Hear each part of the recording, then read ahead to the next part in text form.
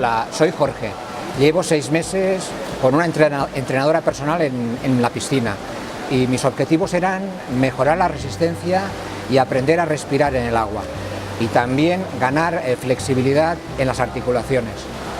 Estoy muy satisfecho de los objetivos que hemos conseguido en este tiempo. Empecé nadando 6 piscinas y ahora ya nado 50 y después las articulaciones realmente he notado una mejora muy grande. Básicamente para conseguir los objetivos que lo he mencionado antes sobre la elasticidad en las articulaciones y la respiración, ¿sí? Trabajamos mucho con los estilos de crawl y espalda, ¿vale? A la hora de trabajar la respiración, sobre todo utilizamos el crawl, ¿vale? Haciendo series de trabajando cada 3 respiraciones, cada 2, cada 5, vamos alternando un poquito la respiración para ganar esa capacidad pulmonar que anteriormente él quería.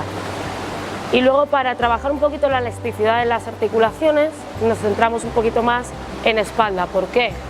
Porque él básicamente tenía un poquito de más problema a la hora de tirar hacia atrás, ¿vale? A la hora de estirar la articulación del hombro, entonces preferí centrarme en el estilo de espalda para que él ganara esa elasticidad, ¿de acuerdo? Tanto del hombro como de los codos.